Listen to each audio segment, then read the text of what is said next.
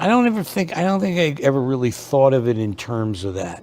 First of all, I don't know what the life is that I wanted. Like early days, being like short, being 5. There is a man sitting in a cozy Los Angeles home, 81 years old, with a career that stretches across 5 decades of film and television, a shelf crowded with awards, and more money than most people could spend in 3 lifetimes.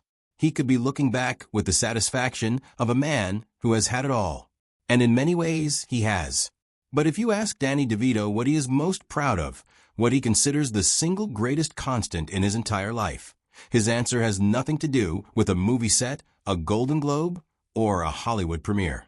He points back, quietly and without hesitation, to a woman he met in a dim, cramped theater more than 50 years ago. A woman he never fully let go of, even when the world assumed he had. That woman is Rhea Perlman, and their story is one of the most quietly remarkable love stories that Hollywood has ever produced. What makes it remarkable is not the romance itself, though that is extraordinary enough. What makes it remarkable is how it survived. Not just the passage of time, not just the crushing pressure of simultaneous fame, not just the usual temptations that destroy relationships in show business. It survived a separation. It survived changing shape entirely. It survived becoming something that does not fit neatly into any category the modern world has invented for love. And today, at 81, Danny DeVito still speaks about Rhea Perlman the way a man does when he is describing the foundation of his entire life. To understand how they got here, you have to go back to the very beginning. Not to Hollywood, not to the television sets that made them famous. You have to go back to the East Coast, to the gritty, unglamorous world of off-Broadway theater, where 2 very different people were each fighting, in their own way, for the right to be taken seriously. Danny DeVito grew up in Asbury Park, New Jersey, in a working-class neighborhood that had very little in common with the glittering world of entertainment. His first real job was not on a stage. It was in his sister's hair salon, where he worked as a beautician, learning how to talk to people, how to make them feel comfortable, how to use his natural warmth and humor to connect with strangers. That talent for connection would later become one of the defining qualities of his acting career, but at the time, it was just something he did to earn a living. When one of his clients passed away and her family asked him to style her hair for the funeral, he found himself working part-time as a morgue cosmetologist. It was an unusual path, and he has spoken about it with the kind of self-aware humor that has always defined him. But it was also, in its own strange way, a deeply grounding experience. Danny DeVito never had the luxury of taking anything for granted. The pull of the stage, however, proved too strong to resist. He enrolled at the American Academy of Dramatic Arts in New York, initially drawn in by the makeup courses that seemed relevant to his salon work. But he quickly fell in love with acting itself. He understood almost immediately that the odds were stacked against him. He stood at just under 5 feet tall in an industry that worship height and conventional leading man looks.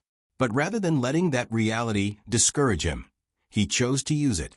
He understood intuitively that what made him different was also what made him unforgettable. His compact frame, his explosive energy, his raspy and distinctive voice.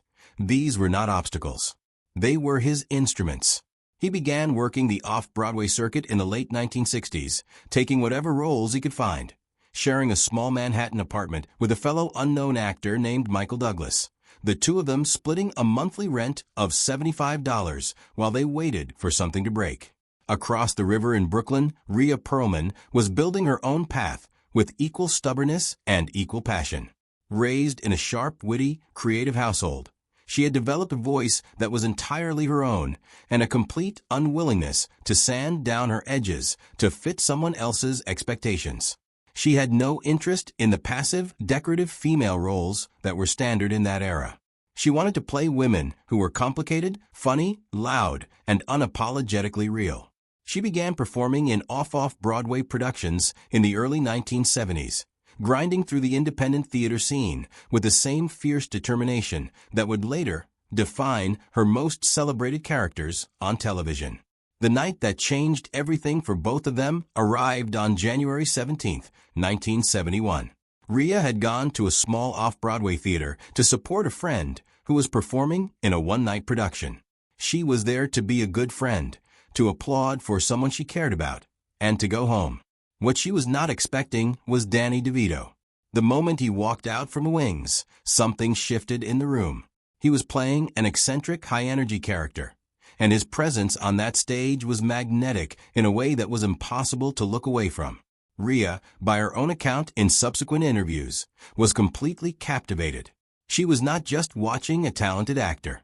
She was watching someone who felt, in some immediate and inexplicable way, like a person she needed to know. When the curtain came down, she did not wait for fate to arrange an introduction. She walked backstage herself, navigated the cluttered hallways with a purpose she could not fully explain, and introduced herself. The conversation that followed was easy in the way that conversations only are when two people share the same fundamental frequency. They stayed up talking for hours, discovering a shared sense of humor that ran dark and specific and real, a shared background of working-class practicality, and a shared ferocity about the craft of acting. Within 2 weeks of that single evening, they had moved in together. Neither of them would describe it as impulsive, exactly. It was more like recognition. The years that followed were genuinely hard in material terms. They were two young actors without stable income, surviving on hope and cheap meals and each other's company in a cramped Manhattan apartment. But they were rich in everything else. When the acting world rejected Danny because directors could not see past his height, Rhea reminded him of his talent. When Rhea felt boxed in by narrow expectations of what female characters were supposed to be, Danny was her loudest advocate. They built each other up from the inside, in a relationship that had at its foundation something more durable than attraction. It had respect. It had genuine partnership. It had the kind of loyalty that forms when two people go through difficult things together before the money arrives. By the mid-1970s, they made the move to Los Angeles. Hollywood was a different kind of world entirely, more brutal in some ways, more transactional, more obsessed with surfaces. But it could not break what they had already built. Danny's defining breakthrough came in 1978 when he auditioned for a new sitcom about cab drivers in New York City. The show was Taxi, and the character was Louis De Palma, a short-tempered, cynical, wire-cage dispatcher who was one of the most memorable antagonists in the history of American television comedy. By all accounts, Danny walked into that audition room and announced his presence in a way that left no room for doubt. He got the role, and almost immediately he was a star. His performance earned him both a Golden Globe and an Emmy Award, and he became one of the most recognizable faces on American television. The Taxi writers saw something in Rhea, too. They brought her in for a recurring role as Zena Sherman, the gentle and patient girlfriend to Danny's volcanic Louis De Palma. Watching them act together on screen was a particular kind of pleasure for audiences, because the chemistry was not manufactured. It was entirely real, and it bled through the performances in a way that gave an otherwise cynical character an unexpected tenderness. When Taxi began winding down, the creative team behind the show moved on to create something new. They wrote the character of Carla Tortelli specifically with Rhea in mind, a fiercely quick-witted barmaid at a Boston pub, all sharp edges and protective instincts and devastating one-liners. The show was Cheers, and it debuted in 1982. It struggled in its early seasons before finding its footing and becoming one of the most beloved television programs in American history. Rhea's portrayal of Carla earned her 10 Emmy Award nominations over the show's 11-season run, and she won the Primetime Emmy for Outstanding Supporting Actress 4 times. She became the most decorated performer on the series, praised for her ability to bring genuine vulnerability and depth to a character who could have been a caricature in lesser hands. Now both of them were at the top. They were not just successful, they were icons. And the question that has swallowed so many other Hollywood couples at that point, what happens to a relationship when both people become famous at the same time, revealed itself to have a very different answer for Danny and Rhea. They simply refused to let success become a competition. Their individual victories were shared victories. Danny sat in the studio audience during Cheers tapings, cheering for Rhea with what witnesses described as genuine, unguarded pride. Rhea watched as Danny transitioned his television success into a major feature film career, taking on landmark roles in productions ranging across comedy, drama, and thriller. They moved through their simultaneous fame as a unit rather than as rivals. In January 1982, after more than a decade of living together, they married in a small, private ceremony. It was not a dramatic statement. It was simply the formalization of something that had already long been true. Throughout the 1980s and into the 1990s, they also built a family. Their daughter Lucy was born in 1983, their daughter Grace in 1985, and their son Jake in 1987. In a city where celebrity children are often either paraded in front of cameras or left largely in the care of hired help, Danny and Rhea chose a genuinely different path. They fiercely protected their children's privacy. They showed up at school events and drove carpools and maintained a home environment grounded in the working-class East Coast values they had both been raised with. Their son Jake would later reflect that his parents had always been remarkably good at keeping the household feeling stable and ordinary, insulated from the particular anxieties of the entertainment industry. They also collaborated professionally in some of the most memorable ways of their careers. In 1991, Danny co-founded Jersey Films, a production company that went on to produce a remarkable string of films through the decade, including some of the most celebrated titles of that era. And in 1996, they came together on screen in one of their most enduring joint projects, when Danny directed and starred in the film adaptation of Roald Dahl's beloved children's book Matilda. He cast himself as the spectacularly dishonest and negligent father, and he cast Rhea as the equally awful mother, a pair of gloriously terrible parents whose comedic chemistry was a delight to watch precisely because it was so clearly grounded in a real partnership.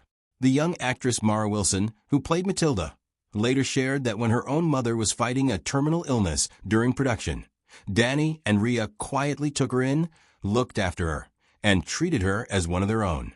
That instinct was not performance. It was simply who they were. Then came 2012, and the announcement that sent shockwaves through the entertainment world. After 30 years of marriage and more than 4 decades together, Danny and Rhea separated. The tabloids, predictably, immediately reached for the most dramatic explanations available. But the reality, as both of them have described it in interviews since, was far more human and far more quietly painful.